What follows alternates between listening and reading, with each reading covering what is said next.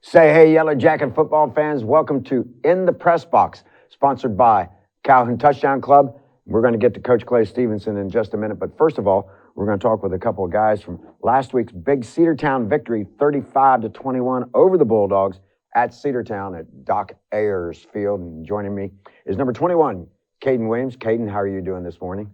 Good. How about yourself? I'm doing fine, thank you. And next to him is number 59, my man. How are you? I'm good, Dave. How are you? Good. So, talk a little bit about the game. It was a interesting game in that I felt like we had control of the game the whole way throughout the game, but there seemed to be a couple plays in the game that kept it kind of close. So, Caden, lead us off, please. Yes. We controlled them the whole game. Only reason it was so close, we had a couple of mistakes, which we fixed those in the second half, and then came out and beat them by 3 touchdowns or two touchdowns. Yeah, 2 touchdowns, right. You know, when you control the line of scrimmage, which going into the game, that's what you want to do when you play a physical Cedartown team. You know, as an offensive line, when we control the line of scrimmage, you know, you never feel like the game is out of your hands. So when we control the line of scrimmage, we've always felt that the game was in our hands and we were always confident. And that was number 59, Christian Bell, by the way. I think I forgot to say Christian Bell at the beginning. Christian, you were started at left guard, and you also played a lot of nose guard in that game. So how was that as far as the durability? You know, I'm always ready to play defense when my name is called. You know, I always do what's best for the team. So when I got the call to play nose, I was ready to go. And I love defense. So when I got the call, I was ready to go. And Caden, pretty good game stat-wise for you. You had a lot of yards rushing, a lot of yards receiving, topped off by 2 TDs. Tell us about how many yards you had rushing and receiving, please. I had 167 yards rushing and 49 yards receiving. It was a big team, big game, so I came ready to play. Christian, I'm going to go back to you. Hall's Hogs seem to be getting better every week, and I know Christian will probably back me up on that because his yards keep increasing every week. How's it been going at practice? And am I right in saying that I think you're getting better every week? Yeah, you know, as an offensive line, it typically takes longer to gel as a unit. And after Blessed Trinity, we were tested in practice. We were tested, and we stepped up to the challenge. And each week, we want to go out there and improve and dominate the line of scrimmage. And that's each day in practice. That's what we focus on, is dominate the line of scrimmage. And Caden, it just. It's amazing to me to watch you run the ball. And I'm thinking, if this game's tight in the fourth quarter, they're going to keep giving the ball to number 21 yourself and follow Hall's Hogs. And some of the things that your leg drive, and I know you've worked on it because, folks, I've talked about this several times. He's like a piece of concrete. He lives in that weight room. You take pride in the fact that you're going to break tackles in the fourth quarter. Yes, sir. And, you know, I got to use my size and to an advantage. I weigh 205 pounds. So if I keep on pounding it, running hard, that defense is going to weaken up, and it's eventually going to break like it usually does in the second half or the fourth quarter. You know, I got to have to change my program here because they got you a little lighter in that. And I like the 205 mark. You know, I kept saying when I call out your weights, I'm thinking, he's a lot heavier than 190. Yeah. So I'm going to go with 205 if you don't mind. It's a special pride. And Christian, when you're watching him run, you get that block up there, any of you Hall's Hogs, but when you get that block up on the line of scrimmage, and then you see a linebacker come from the side, or you see a safety that probably weighs 160 pounds coming up to tackle him, you probably got a big grin across your face because you know that, excuse my English, that ain't going to happen. No, especially on his first touchdown run. It was get off the train tracks. Number 21's coming through. So whenever I see him get to the second level, I see nobody tackling my running back. So, And they always block it where it's always a one-on-one battle with either a linebacker or a safety, and I always got to win it. Oh, yeah, the running back always knows. Yeah, I mean, if you don't believe you're going to win a one-on-one, you don't need to be toting a rock, do you? No. Exactly. No. All right, so we got a big game coming up, this homecoming. A lot of activity going on here at school and a lot of fun times. But Sonoraville, our intra-county rival, is coming over, the Phoenix coming over to the Reeve. Tell us a little bit about the Phoenix. What do you know about them as far as, are they a run team, pass team? They're kind of even. Are they? They run the ball about the same as pass it. And, you know, they're pretty solid all the way around. But playing a team in the same town, it's always a big game, no matter if they're really good or if they're bad. It's always a big game. You always want to win it, and it's homecoming. We've been doing a lot of things all week, but we still got to stay focused and come out and bring it tomorrow. Exactly. Christian, you're probably going to get to play some defense as well as some offense. Tell me about, on the offensive side, what are you going to be going up against from Sonoraville? Do they have some good size? They do. They have a nose guard that's about 6'2", 300 pounds. Wow. They run a 4-2 front, and then they'll swap into a 3-4. So they're a physical front, and when we going into this game, we know we got to bring a little extra just because it's homecoming and they're a physical front. So we know we got to bring a little extra. And when it's a local team, like you say, in the same county, same city, however you want to classify this, folks, you know so many of the guys on the team. They know so many of the guys on our team. A little extra pride out there. The hair on your arms may stand up just a little bit more as you get ready to have that last meeting on the sideline. Yeah. You know everybody's names. You can look at them. You know who that is. If they're on defense, you're like, yeah, I know him. I know his name. So there's gonna be a little extra trash talking, bragging rights going on during the game. Yeah, you see these boys in Walmart. So when you see our goal is that when we see them in Walmart, they want to go down a different aisle, so they don't have to see us. So when we're going into this game, we want to dominate them, make sure they don't want to see us no more. Yeah, and plus the senior year, you don't want to graduate and they got that bragging right. Yeah, we beat y'all senior year. You always want to hold that against them. It's nice when you see somebody a year later, 2 years later, 5, 10 years later that I got the last lick in, right? Yeah. Hey, it's been a good season so far. Blessed Trinity taught us an awful lot. You're on a 3-game winning streak. This is the last game of the non-region schedule, and it's hard for me to believe we're halfway through the regular season after Friday night. It's really flying by, and CJ, all them other seniors told me that senior year would fly by. I didn't believe them. I was like, oh, it'd be like normal football season, but we're already about to be in during region games, and it's flying by. And playoffs will be here before you know it, and be cold. Yes, it will be. Hey guys, I really appreciate you coming by. Good luck and good health in the game. Homecoming game against Sonoraville on Friday at the Reeves, 7:30 kickoff time.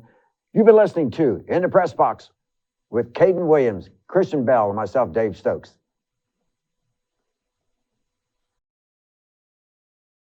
Yes.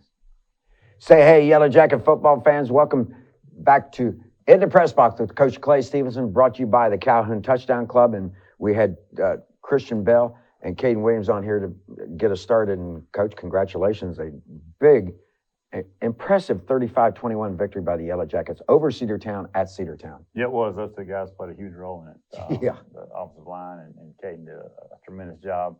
But it was a great win. Anytime you can go to Cedartown, it was one of the top programs in the state year in, year out. It was a great environment. It's the first time we've done their turf. Both crowds were into it. So it was good, very good high school football game. It was we felt like we controlled it, but the score was never really showed how much I felt like we controlled the game, which those games are always scary because, you feel like you should be up more, but you let them hang around. But eventually we sealed the deal, so very proud of them. Yeah, you took the words right out of my mouth. It was a game that I thought we were in complete control, but you look late in the fourth quarter and it's a one-score game. We're up 28-21, and congratulations. Out of a timeout, I don't know who called the play, but everybody in the world, including Cedartown, was expecting Caden Williams to run that ball one more time to maybe get a first down and keep the clock running and eventually punch it in. But Trey pulled it out of his belly and went to the left-hand side. Well, I can promise you this. Untouched. Neither Coach Holly nor I caught a run for Trey. Trey did all that on his own. He did an awesome job. He said he froze it, and had him on the show the other day when you were out of town, and he kind of explained it, froze it, saw they were coming, and decided to pull it and took off and shot everybody, including the coaches. So that was 100% on Trey.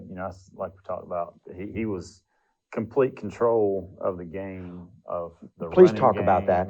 the screen game, the pass game. He was in control. We know he can make all the throws. He's made those throws for a while, but he just knew everything that was going on the whole game. So just a credit to him and Coach Holly and the work they do in preparation. And then he went out and just had an awesome game. He truly was the general on the field. It was almost like he was sitting on a bluff looking at the battle down below. He was that calm. To us average fans, we saw his spot on passing. His passing was immaculate. But as you said, the rest of the game that he had under his control, under his thumb, he was really good. That's what very very proud of his performance the other night. Because like you said, he controlled every part of it. Not just the throw, but his decision making, and just we can go on and on about the way that he played. So proud of him. Their offensive line gave him time. Gave him time to throw the ball, and then he was making the right reads. Sometimes getting to a third or fourth read, and then him and Mari just had a kind of hot hand the other night. That they both knew what each other was thinking, and they kind of improvise some and get open. So we're very pleased with their efforts. And then Caden, this is his best game I feel like in 2 years. He was really tough between the tackles. He was making guys miss in the hole. Yes, he was, and he was finishing the runs when needed to. So and the offensive line, like we talked about, was stand out as well. I think they're getting better and better each week. Pass pro was better last week, and then the run game got going at the end last week, and then the defense, you can't say enough about them. They keep making plays and keep forcing turnovers, put them in a couple of bad spots with some mistakes, but all in all, they played a great game. Yeah, they bowed their neck, particularly in the second half. We put them in a rough spot, and they bowed their neck and forced Cedartown to go backwards, and Cedartown had to punt the ball to us. So yeah, they were, they just scored and onside kicked it down 7 and got it. And the defense not just stopped them, but pushed them back 15 or 20 yards, capped off by the sack by Alec. So very pleased with their effort, and they came out in completely different offense, completely different. So we had practiced something all week and lining up to different formations, and they hadn't been in the shotgun but maybe 2 times in 2 years. And came out and were pretty much shotgun, 100% shotgun. So defense did a good job, because that's the thing. Once if it's a little bit off, as long as you can kind of get lined up and fly around, and that's what they've been doing all year. They ran that even out of the shotgun. They ran that wing T where you have wing backs on both sides. They ran that to the left-hand side one time in one drive. They ran it 3 consecutive times, and both those guys out of their backfield are really fast. One of them is super fast. But the Black Shirt defense, Coach Morrow has to be happy with the way the guys bowed their neck. Coach Hall has to be happy with his Hall's Hogs. And our offensive coordinator is very, very happy with what the Yellow Jacket offense is getting done. Coach Holly. Yeah, all 3 phases the other night. We had a little bit of blunder on a punt, but we blocked a field goal. And then I feel like we controlled special teams other than that. I thought Sager Quinn got his hand on that one punt. Blocked the punt, and it went into Christian Smith's hands. We blocked the punt and blocked the field goal. So anytime you can get blocks in the return game or in the special teams game, it's just a huge momentum builder. I have us +10 in turnover margin for the season, because I use block kicks as a turnover. No, those are good. We got to keep that up. Yeah, absolutely. Let's see. Caden Williams, 23 carries, 163 yards rushing, 2 TDs. Imari had 5 receptions, 75 yards, 2 TDs, and a miraculous catch in the middle of the field, one-handed. Yeah, it was. I talked about it on the show that I felt like I called two bad plays on first and second down. And I said in the headset, I see if Trey and Imari can bail us out, and they did. And that was a huge third down conversion to keep the sticks moving there late in the game. Yes, it was. And then Trey was 17 for 26, 201 yards, 2 TDs, and his first rushing touchdown of the season, as the Jackets continue to get better at 3-1 on the season, a 3-game winning streak. As we move into homecoming, the last game of the regular season, non-region schedule, the 5th game of the season, Coach. Yes, it's flown by. It's been a very quick year, as Caden and Christian were talking about earlier, but you wait so long, and all of a sudden it gets here and it flies by. So, but very, very pleased with how we've handled this week so far. It's always tough. We do a bunch of stuff, extra stuff for homecoming, not as a football team, but as a school. So they've a lot of their energy and time and focus gets pulled in different directions. So hopefully most of that stuff's out of the way, and we can lock it in and focus on Friday night at 7:30. Jacob Schuler was mentioned as one of the best of the rest on the Georgia High School Football Daily for his 8 solo tackles, a tackle for a loss, and an interception from the previous game.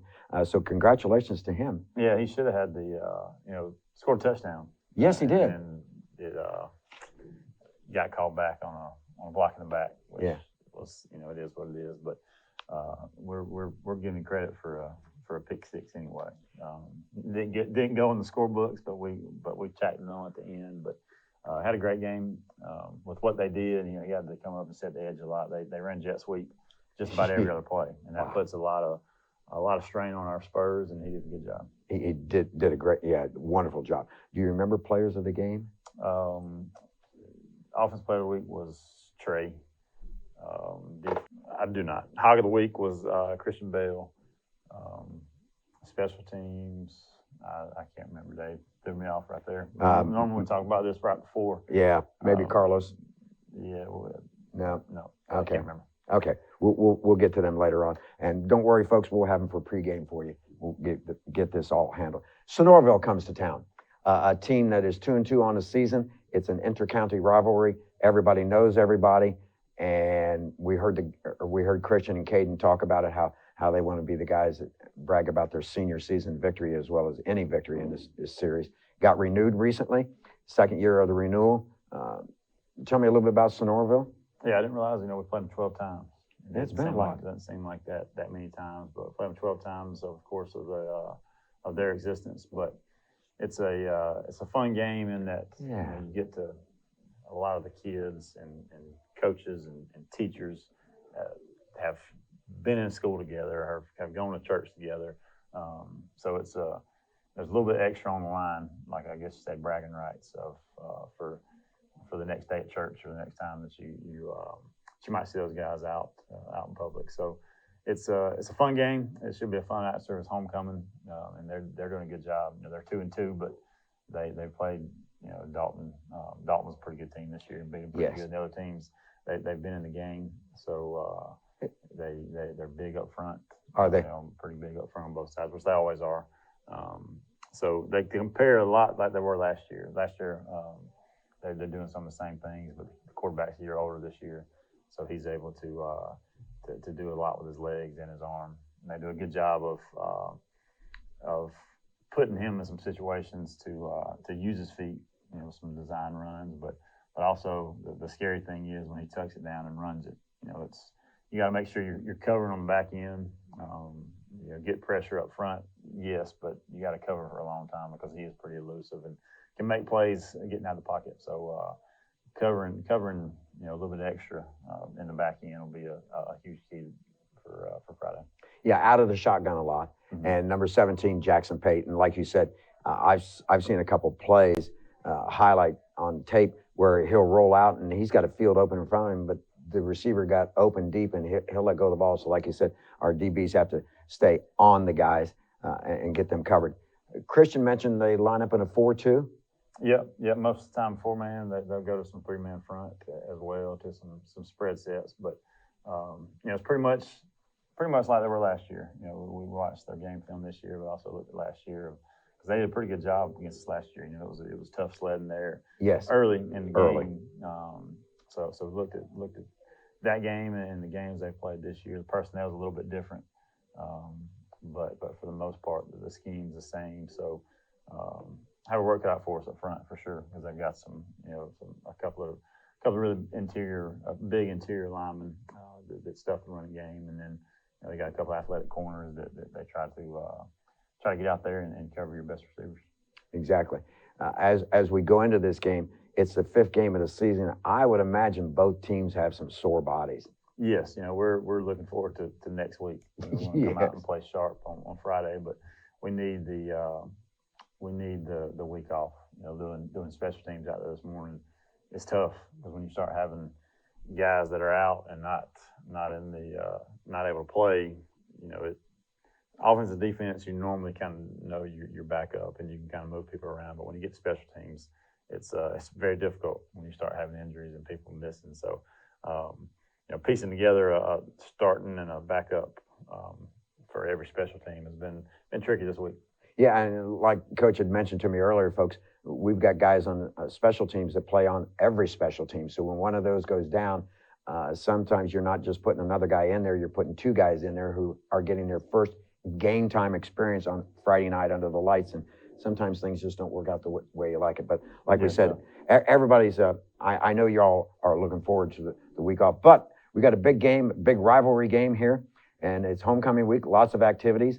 Yellow Jackets are getting better each week, and that's the thing that you wanted out of this non-region schedule. Yeah, it is. That's the biggest key. You know, you at this point, it really doesn't matter if we were 0-4 or 4-0. Exactly. And then after this week, it doesn't. You know, obviously you want to win for momentum, but in the grand scheme of things and what you're looking to do as a season, you're using these games to just piece together and find out what you're good at and what you're not good at, and put the kids through some tough spots. And obviously we've had a little adversity these first 4 games with you know, a loss and then some injuries and this and that. So very pleased with where we are. Excited about getting out there Friday and playing, and excited about getting the week off and getting ready for a region play starting in 2 weeks. Had an afternoon practice on Monday, and the rest of them been early? We did. Yeah, we did. We've kind of fallen in love, I guess, with the morning practices. So we're going to probably keep doing that for the next few weeks anyway, and then we'll reevaluate. But until we get a dome over the field to when it gets really right. cold in the afternoon. That's right. That's right. But it's been good. The kids have enjoyed it, and the coaches liked it, and we've been playing really good in the second half.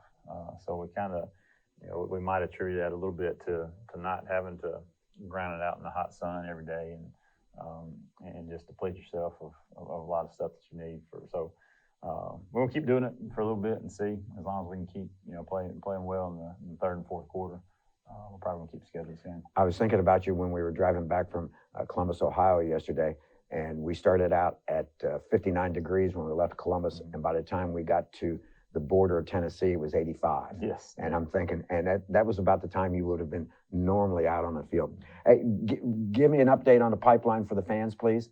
Yes, so last week everybody won. Middle Again. school beat McCauley, JV in 9th grade beat Hiram. Hiram. This week they're off. The JV, the middle school is scheduled to play today, play Cleveland, Yes. Tennessee, and I think something happened and they might not get to play. So And that was going to be up there? up there, yeah. So it's gonna unfortunate. get- yeah. I don't know. I hadn't heard yet in the last hour or so. Okay. Well, anyway, congratulations. Hey, and congratulations on the 3-1 start. We wish you the best of luck against Sonoraville and hosting the Phoenix here on homecoming. And folks, it's always our goal to have our homecoming queen cry tears of joy. So hopefully that'll work out. Any final comments, Coach? No, looking forward to it. Should be a great crowd. You know, Oh, anytime yeah. you have homecoming and the weather's gonna be perfect. We know they'll bring a good crowd, so should be a great environment for high school football. Let me mention our crowd at Cedartown.